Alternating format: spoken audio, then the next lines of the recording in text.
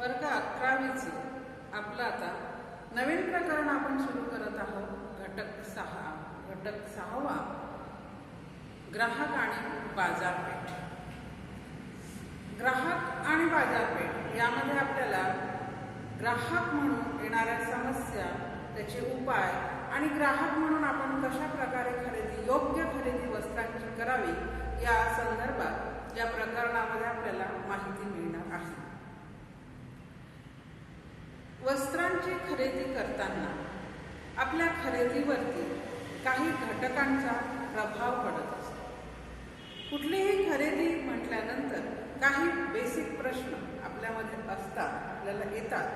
तर आणि बाजारामध्ये गेल्यानंतर ग्राहक म्हणून आपली फसवणूक होणार नाही, आपल्याला योग्य किमतीला योग्य माल मिळायला हवा, त्या मालाची आपल्याला योग्य देखभाल करता येऊन त्याचा जास्तीत जास्त उपयोग आपल्याला करता यायला हवा, या दृष्टिकोनातून या प्रकरणामध्ये आपल्याला काही बाबी समजून सांगितलेल्या आहेत. आता आपण ज्या वेळेला खरेदी करतो त्यावेळेला खरेदी करण्याच्या वेळेला किंवा खरेदी करताना काही गोष्टींचा विचार आपण करत असतो. त्याला म्हणतात वस्त्र खरेदीवर परिणाम करणारे घटक.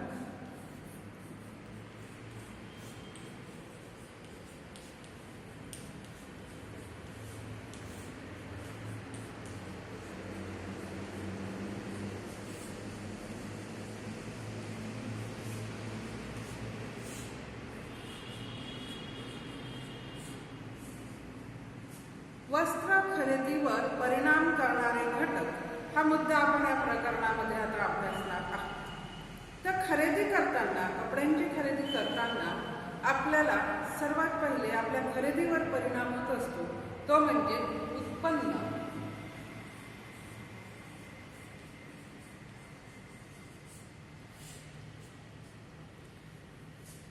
बघा, खरेदी करताना सर्वात पहिले आपण विचार करत असतो तो आपल्या बजेटचा.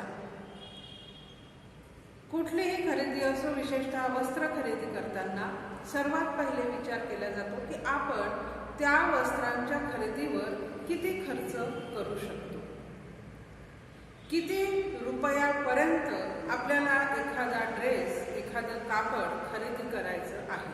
हा सर्वात पहिला घटक असतो. खरेदी करण्याची वेळ ज्या वेळेला येते त्यावेळेला आपण विचार करतो की बाजारात जाण्यापूर्वी आपल्या पर्समध्ये, आपल्या पाकिटमध्ये किती पैसे आहेत. म्हणजेच पैशांचा विचार खरेदी करताना सर्वात पहिला घटक आहे, महत्त्वाचा घटक आहे. आणि पैसा म्हणजेच उत्पन्न. कुटुंबाचं उत्पन्न किती आहे त्यानुसार वस्त्रांची खरेदी होत असते. 3 प्रकारचे उत्पन्नाचे गट साधारणपणे केलेले असतात: निम्न उत्पन्न, मध्यम उत्पन्न आणि उच्च उत्पन्न.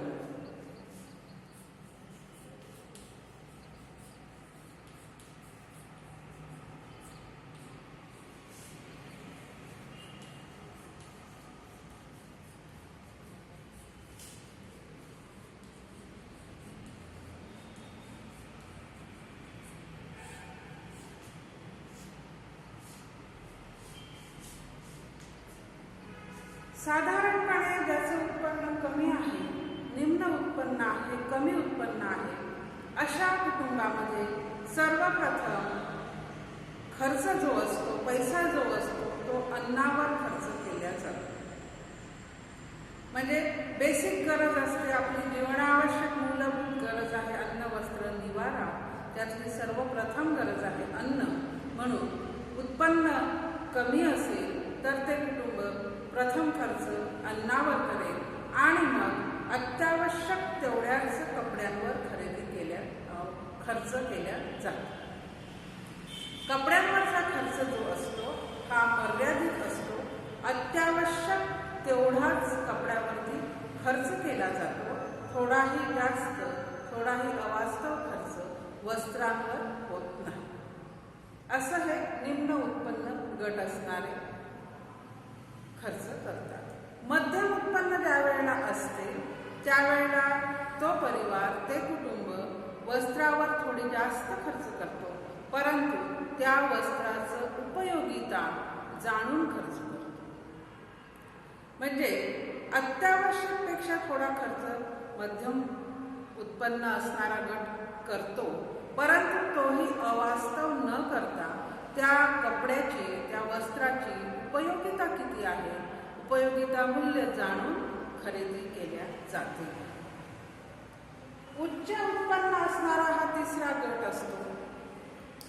या गटामध्ये वस्त्राची खरेदी करताना किंमत किंवा बजेट याचा जास्त विचार केलेला नसतो. तिथे वस्त्र खरेदी ही एखाद्या भरपूर प्रमाणामध्ये वस्त्र खरेदी होते किंवा फॅशननुसार सुद्धा वस्त्र खरेदी तिथे केल्या जाते. विविध प्रकारचे ब्रँडेड वस्त्र खरेदी करण्याकडे उच्च उत्पन्नाचा गटाचा कल असतो. म्हणजे बघा, वस्त्र खरेदी करताना उच्च उत्पन्न असेल तर जास्तीत जास्त ब्रँडेड कपडे, फॅशननुसार बदलणारे कपडे, फॅशन बदलली तर जवळचे कपडे असताना सुद्धा नवीन फॅशनचे कपडे घेणे याकडे उच्च उत्पन्न वर्ग असणाऱ्या गटाचा कल असतो. तर अशा प्रकारे आपला कुटुंब कोणत्या प्रकारच्या उत्पन्नाच्या गटात आहे त्यानुसार वेगवेगळ्या प्रकारे खर्च खरेदीवरती होत असतो. निम्न उत्पन्न म्हणजे अतिशय अत्यावश्यक एवढ्याच वस्त्रांची खरेदी हे लोक करतात. मध्यम उत्पन्नामध्ये थोडी जास्त खरेदी होते, पण कपड्याची उपयोगिता मूल्य जाणून खरेदी होते. आणि उच्च उत्पन्नामध्ये ब्रँडेड वस्तू किंवा ब्रँडेड कपडे किंवा जास्तीत जास्त फॅशनेबल वस्त्र यांची खरेदी करण्याकडे यांचा कल असतो. अशा प्रकारे उत्पन्न हा एक मुद्दा, हा एक घटक आपल्या कपड्यांच्या खरेदीवर परिणाम करतो. आता दुसरा घटक असतो तो म्हणजे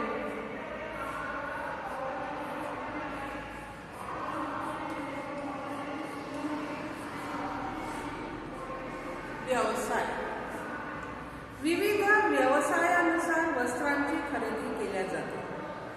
विविध प्रकारचे जे व्यवसाय असतात, विशिष्ट व्यवसायामध्ये विशिष्ट युनिफॉर्म किंवा पोशाख तिथे असतात, ड्रेस कोड असतात, पोशाख असतात, गणवेश असतात. असं वेगवेगळ्या व्यवसायासाठी वेगवेगळे गणवेश ठरलेले असतात. उदाहरणार्थ पोलीस डिपार्टमेंट आहे, त्यांचा एक विशिष्ट गणवेश असतो.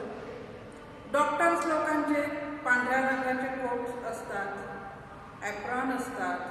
त्यानंतर वकील लोकांचे काळ्या रंगाचे कोट असतात. नर्सेससाठी विशिष्ट रंगाचा ड्रेस किंवा साडी असते. मिलिटरीमध्ये वेगवेगळे त्यांचे पण वेगवेगळे युनिफॉर्म असतात, नौसेना, स्थलसेना, वायुसेना सर्वांचे. तर किंवा विविध प्रकारचे तुम्ही असं बघा की बँक्स वगैरे जे आहेत तिथे सुद्धा आजकाल बरेचदा पोशाख असतो. कंपनीमध्ये सुद्धा आजकाल बरेचदा पोशाख ठरलेला असतो किंवा कलर कोड दिलेला असतो. तर व्यवसायानुसार वस्त्राची खरेदी होत असते. आपण कुठल्या व्यवसायामध्ये काम करतो त्यानुसार ती व्यक्ती वस्त्र खरेदी करत असते. आणि खेळाडू असेल तर तो जर्सी वगैरे सारखे कपडे घेत असतो. तर व्यवसायानुसार वस्त्राची खरेदी केल्या जाते. व्यवसाय हा सुद्धा एक घटक आपल्या वस्त्र खरेदीवरती परिणाम करत असतो. तिसरा घटक आहे हवामान.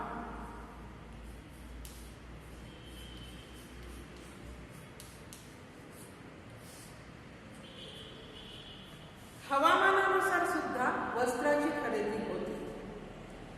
थंड हवामानातले लोक, गरम हवामानातले लोक, उष्ण हवामानातले लोक यांच्या वस्त्र खरेदीमध्ये आपल्याला वेगवेगळेपणा जाणवतो.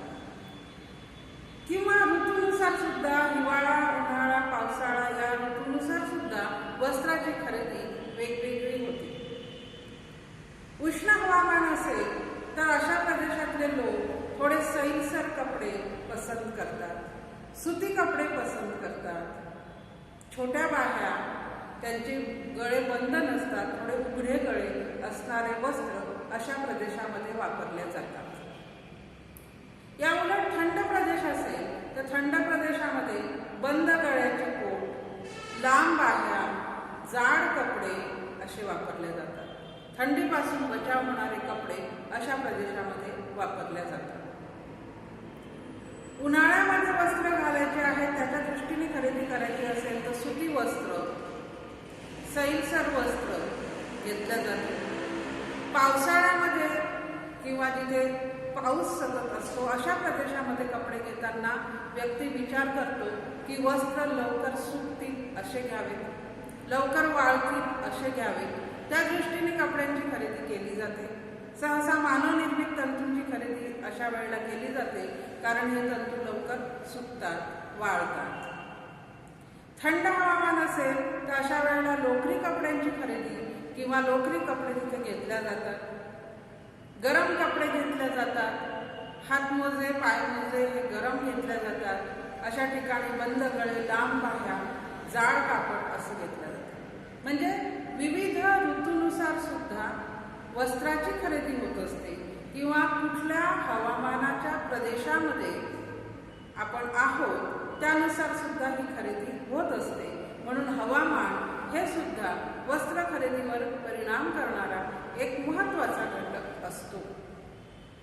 हवामानानुसार कपडे आपण घातले तर आपल्याला कम्फर्टेबल वाटते, नाही तर मग त्या कपड्यांमुळे आपल्याला बेचैनी निर्माण होते.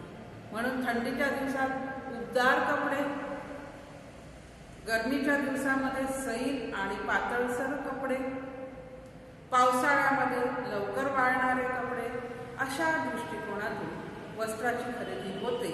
म्हणजेच हवामान सुद्धा वस्त्र खरेदीवर परिणाम करणारा महत्त्वाचा घटक आहे. त्यानंतरचा घटक आहे फॅशन.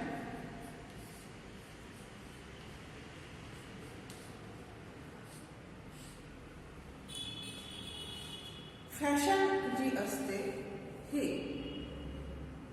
एखादी व्यक्ती ज्यावेळेला एखादा नाविन्यपूर्ण बदल कपड्यांमध्ये करते, पोशाखामध्ये करते, एखादी नवीन शैली निर्माण करते आणि ती नवीन शैली समाजाला आवडते, मान्य होते, लोक स्वीकारतात, त्याला फॅशन असं म्हणतात. एखादी नवीन शैली ज्या वेळेला संपूर्ण समाजाला किंवा जास्तीत जास्त लोकांना ती आवडते, तिचं अनुकरण लोक करायला लागतात, त्यावेळेला त्याला फॅशन असं म्हणतात. यासोबत फॅड ही पण एक संज्ञा आहे. फॅड म्हणजे काय असते? ही सुद्धा एक फॅशन असते, पण ती अल्पकालीन असते, थोडा काळ टिकते आणि काही लोकच लोकांना ती आवडते किंवा ते आत्मसात करतात. जास्तीत जास्त लोक तिला आत्मसात करत नाही. थोडे लोक थोड्या काळासाठी एखादी नवीन फॅशन करतात, ती फॅड असते. तर फॅशन आणि फॅड अशा ह्या दोन संकल्पना आहेत. साधारणपणे फॅशन ज्या असतात ह्या फॅशन आपल्यापर्यंत वेगवेगळ्या माध्यमातून येत असतात. विशेषतः जे आपले कलाकार लोक असतात, टीव्ही मालिकांमधून किंवा चित्रपटांमधून किंवा फॅशन शोमधून ह्या फॅशन हे ड्रेस डिझायनर आपल्यापर्यंत पोहोचवत असतात. फॅशननुसार वस्त्र खरेदी करण्याकडे व्यक्तीचा नेहमीच कल असतो. फॅशननुसारच खरेदी करावी ही युवा वर्गामध्ये त्याची जास्त क्रेज असते की आपण फॅशनेबल कपडे किंवा जे लेटेस्ट बाजारामध्ये जे स्टाईल सुरू असेल त्यानुसार वस्त्रांची खरेदी केल्या जाते. ज्या वेळेला ही फॅशन असते त्यावेळेला एखादा निम्न दर्जाचा कापड सुद्धा महाग विकल्या जातो. कारण फॅशन सुरू असताना त्या फॅशनमध्ये लोक ती खरेदी करतात आणि फॅशन नसताना जर एखादा ड्रेस असेल तर त्याची आणि तो चांगल्या कपड्याचा चांगला दर्जेदार असेल तरीही त्याची किंमत कमी होते. म्हणजे फॅशननुसार वस्त्राच्या किमतीवर सुद्धा परिणाम होत असतो. फॅशन असेल तर निम्न दर्जाचं कापडसुद्धा त्या फॅशनेबल स्टाईलनी जर शिवलेलं असेल तर ते विकल्या जाते, किंवा त्या फॅशननुसार त्याची रंगसंगती आणि डिझाईन्स असतील आणि दर्जा कमी असेल तरीही ते महागात विकल्या जाते, कारण तेव्हा फॅशन असते आणि त्याला मागणी असते. ज्या वेळेला फॅशन बदलते त्यावेळेला तेच वस्त्र तेच कापड त्याची मागणी कमी होऊन जाते आणि मग त्याची किंमत सुद्धा कमी होत असते. ही जी फॅशन आहे ही फॅशन चक्राकार गतीने फिरत असते. साधारणपणे 20-30 वर्षानंतर तीच फॅशन परत येत असते.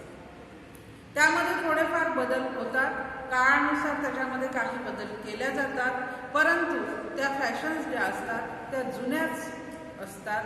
त्याच्यामध्ये थोडे परिवर्तन करून त्या आपल्यापर्यंत पोहोचतात.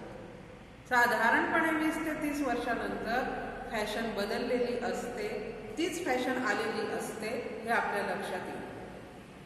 अगदी ड्रेसेसच्या बाह्यांपासून, कॉलरपासून किंवा लांबीपासून अनेक ठिकाणी अनेक मुद्दे असे आहेत की आज जे कपडे आपण वापरतो ते जवळजवळ 20 वर्षापूर्वी 30 वर्षापूर्वी तशा प्रकारचे कपडे त्या काळातही वापरल्या जात होते, हे आपल्याला दिसून येते. म्हणून म्हणतात की फॅशन ही चक्राकार गतीने फिरत असते. अशी ही जी फॅशन आहे तर फॅशननुसार वस्त्राची खरेदी होते.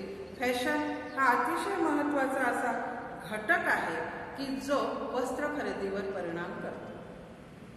वस्त्र खरेदीमध्ये फॅशनला अत्यंत महत्त्व आहे. त्याच्यासाठी मोठमोठाले फॅशन शो आयोजित केले जातात. याच्यासाठी मोठमोठाले फॅशन हाऊस काम करतात. वस्त्रांमध्ये मार्केट कपडा बाजारामध्ये फॅशनला अत्यंत महत्त्व आहे. तर असा हा एक अतिशय महत्त्वाचा घटक आहे जो आपल्या वस्त्राच्या खरेदीवर परिणाम करतो. गृह उपयोगामध्ये सुद्धा फॅशन असते आणि पेहरावाच्या कपड्यांमध्ये सुद्धा फॅशननुसार वस्त्र खरेदी असते. आता यानंतर हा फॅशन अत्यंत महत्त्वाचा मुद्दा आहे. यानंतरचा पुढचा मुद्दा सुद्धा अत्यंत महत्त्वाचा असतो जो आपल्या खरेदीवर परिणाम करतो.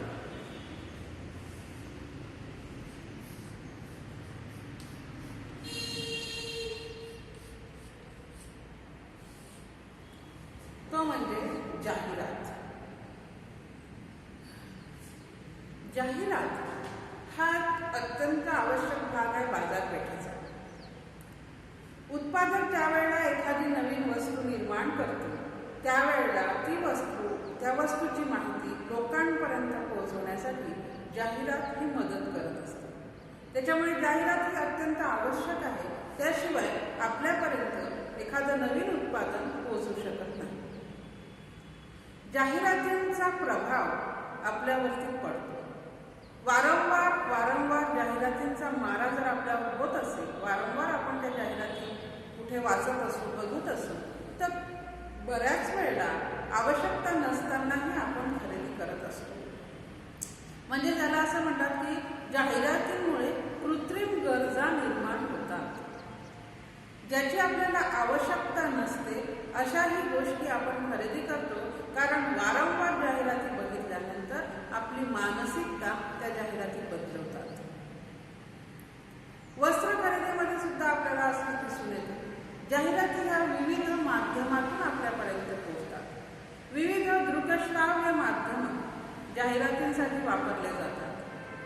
जसं प्रभावी माध्यम आहे दूरदर्शन, त्यानंतर रेडिओ, चित्रपट, वृत्तपत्र, मासिक, नंतर मोठमोठाले होर्डिंग्स किंवा भिंतीपत्रकं, बॅनर, पोस्टर अशा विविध माध्यमातून जाहिराती सतत झळकत असतात. आणि ह्या जाहिराती आपल्याला सर्वत्र त्यामुळे दिसत राहतात. वर्तमानपत्र हातात घेतलं की जाहिरात दिसते, आपण टीव्ही चालू केला की दर 2-3 मिनिटांनी जाहिराती त्याच्यात दिसत राहतात। रस्त्याने जात असताना येत असताना आपल्याला वेगवेगळे पोस्टर लागलेले दिसतात, वेगवेगळे भिंतीपत्रकं दिसतात। सतत ह्या जाहिराती आपल्याला दिसत असतात आणि त्या आपल्यापर्यंत पोहोचणं सुद्धा आवश्यक असतं, कारण त्या असल्याशिवाय आपल्याला नवीन उत्पादन माहीत होत नाही। वस्त्र खरेदी करताना विविध प्रकारच्या जाहिरातींचा परिणाम आपल्यावरती होतो। विविध जाहिरातींमध्ये आपल्याला बरीचशी माहिती दिलेली असते। काही वेळेला असं होते की जाहिराती ह्या अतिरंजित सुद्धा असतात, त्यातली माहिती सत्य स्वरूपाची सुद्धा नसते। जाहिरात अर्थात सत्य स्वरूपाची असेल, योग्य असेल तर जाहिरातीचा आपल्या खरेदीला खूप महत्त्वाचा हातभार लागतो। जाहिरातीमध्ये योग्य गुणधर्म, योग्य वर्णन जर वस्त्राचं केलेलं असेल तर आपण योग्य वस्त्राची खरेदी करू शकतो। तर अशा ह्या जाहिराती ज्या आहेत ह्या आपल्या वस्त्र खरेदीवर परिणाम करत असतात। सतत दिसणाऱ्या जाहिरातींमुळे केव्हा केव्हा व्यक्तीची मानसिकता सुद्धा बदलते आणि कृत्रिम गरजा सुद्धा जाहिराती निर्माण करतात आणि अशा प्रकारे मोठ्या प्रमाणावर त्या आपल्या वस्त्र खरेदीवरती परिणाम करतात। तर वस्त्र खरेदीवरती परिणाम करणारे हे 5 घटक आज आपण बघितले: उत्पन्न, व्यवसाय, हवामान, फॅशन आणि जाहिरात। हे 5ही घटक आपल्या वस्त्र खरेदीवरती नेहमी परिणाम करत असतात। उत्पन्नाचा सर्वात महत्त्वाचा घटक असतो। खरेदी करताना सर्वसामान्यपणे मध्यमवर्गीय लोक, निम्नवर्गीय लोक सर्वात जास्त विचार आपल्या बजेटचा करतात। अर्थात जसं जसं उत्पन्न असेल तशी वस्त्रावरच्या खरेदीवरचा खर्च वेगवेगळा होतो। निम्न उत्पन्नामध्ये वस्त्रावर खर्च कमी होतो। मध्यम उत्पन्न असेल तर वस्त्रावर खर्च थोडा जास्त होतो, पण उपयोगिता मूल्य म्हणजे त्या वस्त्राचा किती उपयोग आपल्याला आहे याचा विचार करून खरेदी होते। आणि उच्च उत्पन्न असेल तर जास्तीत जास्त ब्रँड आणि फॅशन या 2 गोष्टींचा विचार तिथे होतो, जास्त खर्च तिथे वस्त्रावरती होतो। व्यवसायानुरूप वस्त्राची खरेदी होत असते। व्यवसाय सुद्धा वस्त्र खरेदीवर परिणाम करतो। वेगवेगळ्या व्यवसायाचे वेगवेगळे पोशाख असतात, गणवेश असतात किंवा ड्रेस कोड असतात, कलर कोड असतात, तर त्या हिशोबाने व्यक्ती खरेदी करत असते। हवामान आणखीन एक घटक आहे। कोणत्या हवामान असणाऱ्या प्रदेशामध्ये आपण आहोत त्यानुसार वस्त्राची खरेदी होत असते, किंवा जसे जसे ऋतू आहे त्या ऋतूनुसार सुद्धा उन्हाळा, हिवाळा, पावसाळा यानुसार सुद्धा वस्त्राची खरेदी होत असते, किंवा थंड हवामानातले लोक, उष्ण हवामानातले लोक यांच्या वस्त्रावरती खरेदीवरती हवामान परिणाम करत असते। फॅशन तर अत्यंत महत्त्वाचा घटक आहे। विशेषतः युवा वर्गामध्ये फॅशनचा प्रभाव वस्त्र खरेदीवरती खूप जास्त असतो। फॅशन असेल तर त्या वस्त्राची किंमत जास्त असते, दर्जा कमी असला तरीही, कारण मागणी जास्त असते। फॅशन गेल्यानंतर दर्जेदार कापड असेल, चांगला क्वालिटीचं चांगले गुणधर्म असणारा कपडा असेल तरीही त्याची किंमत कमी होते, कारण ती फॅशन नसते। त्यानंतर जाहिराती ह्या खरेदीवरती परिणाम करतात। अनेक जाहिराती वेगवेगळ्या माध्यमातून आपल्यापर्यंत पोहोचतात आणि मग त्या जाहिरातींचा प्रभाव खरेदीवरती पडतो आणि वस्त्राची खरेदी होते। तर अशा प्रकारे वस्त्र खरेदीवरती हे 5 घटक आपले परिणाम करत असतात। तर हा मुद्दा आपण आता इथे संपवू।